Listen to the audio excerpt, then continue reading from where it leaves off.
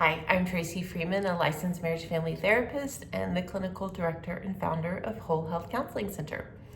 This is part 2 in my series of self-acceptance, self-love, and the inner critic. It is about how to bring the exiled parts of ourselves out of the darkness, out of the closet, out of the bottom of our life, out of those places where we don't want to go, we don't want to touch, we don't want anything to do with.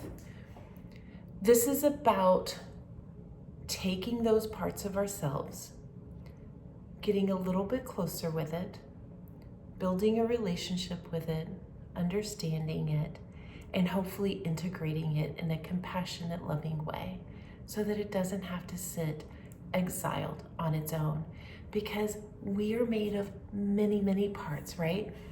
And all parts are welcome. All parts are parts of us. And so how do we do this?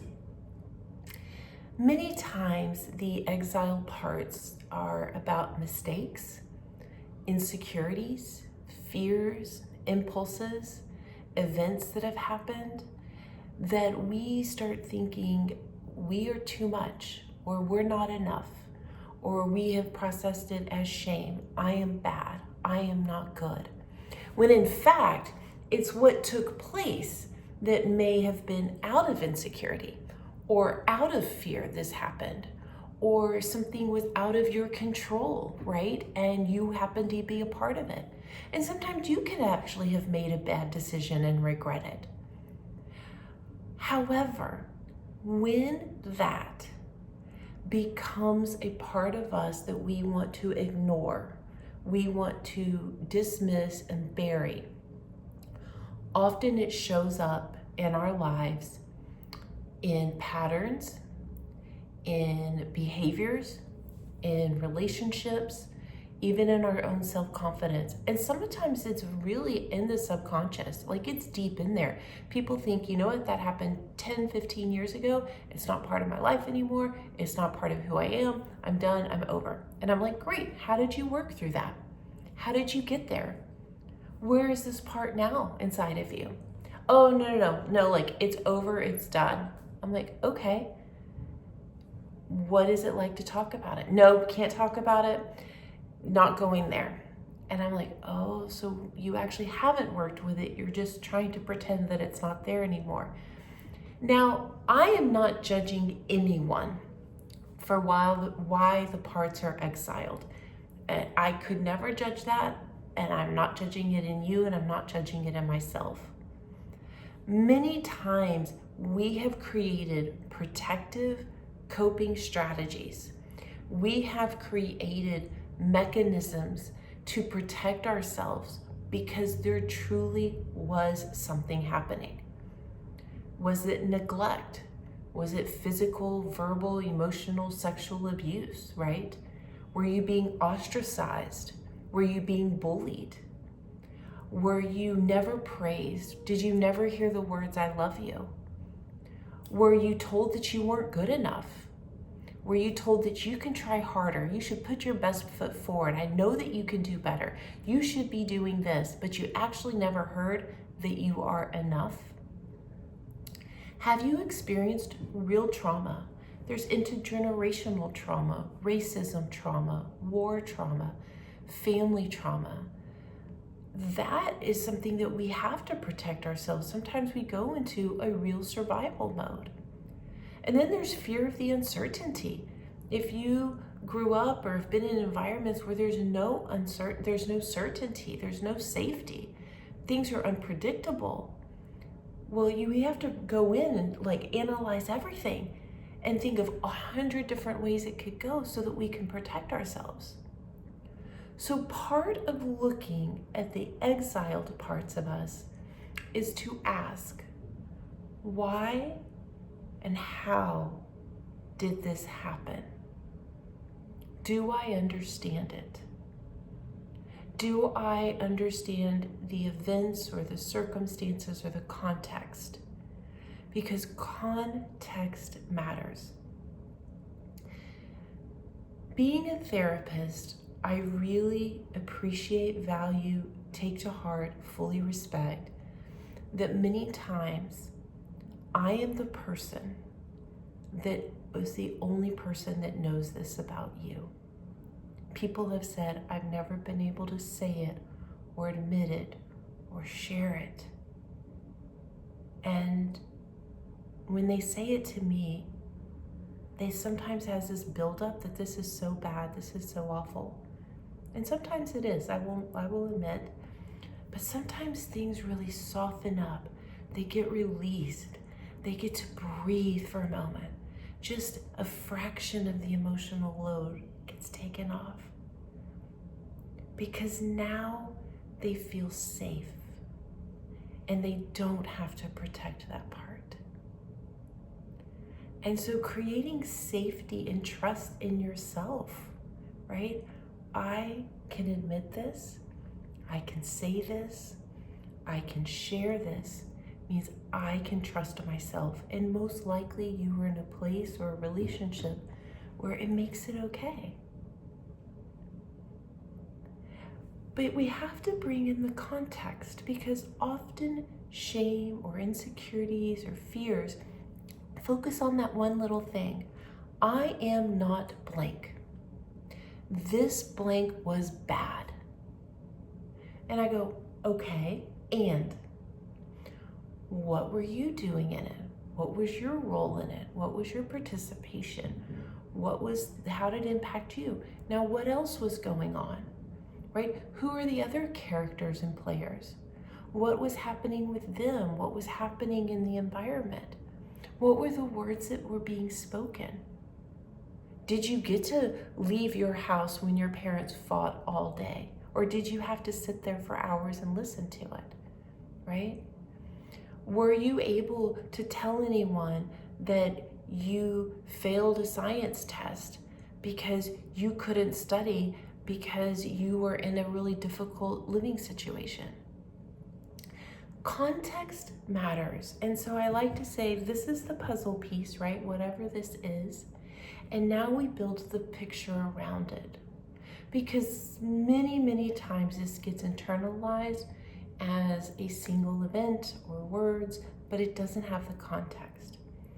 And so going back to how do we bring these exiled parts out to be processed and to learn from and to integrate, is really looking at the whole story.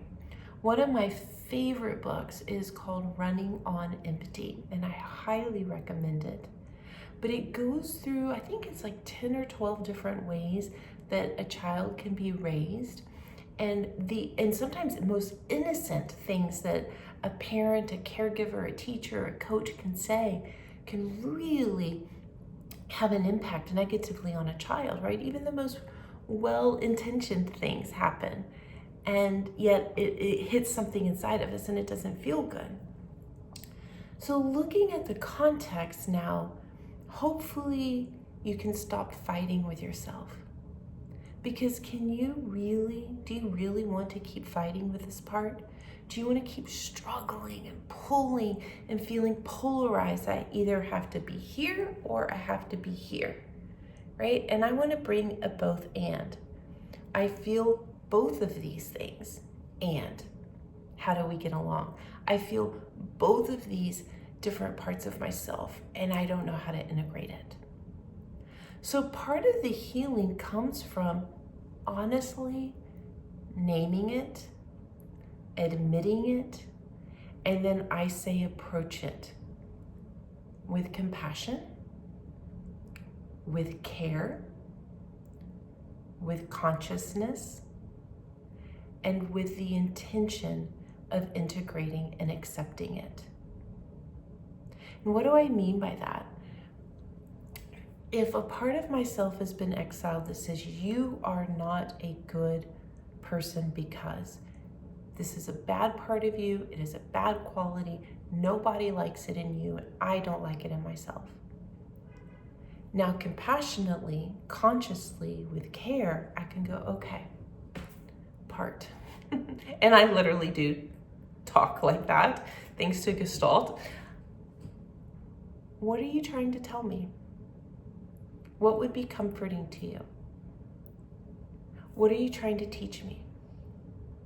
Do you actually have to hide anymore? Why am I still protecting you?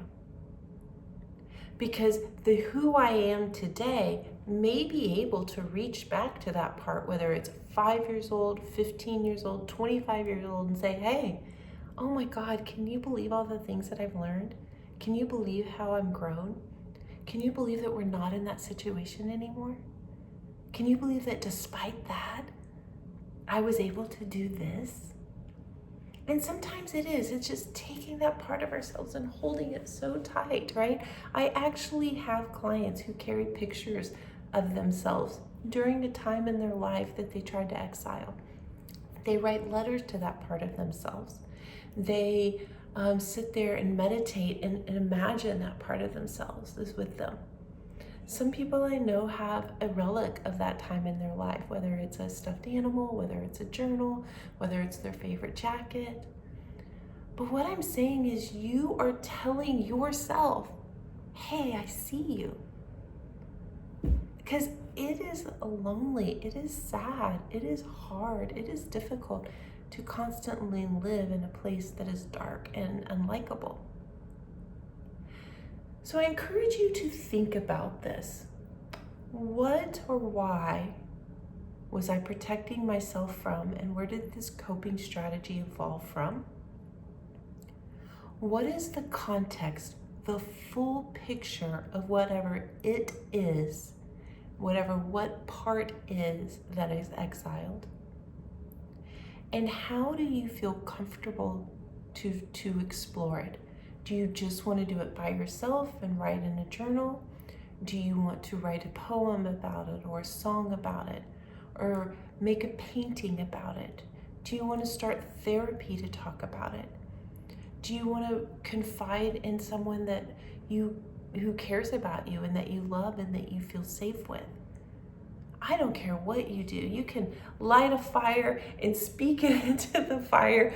You can be in the shower and you can just say it aloud and then cry as hard as you want. It doesn't matter how you get there. What matters is you take those parts and you start making a choice to say, I care about you and I want to learn to accept you. And maybe even one day I'll love you and or appreciate you. Because sometimes those parts, we couldn't live without them. If we didn't protect them, no telling what would have happened. So I welcome even some appreciation and validation for them.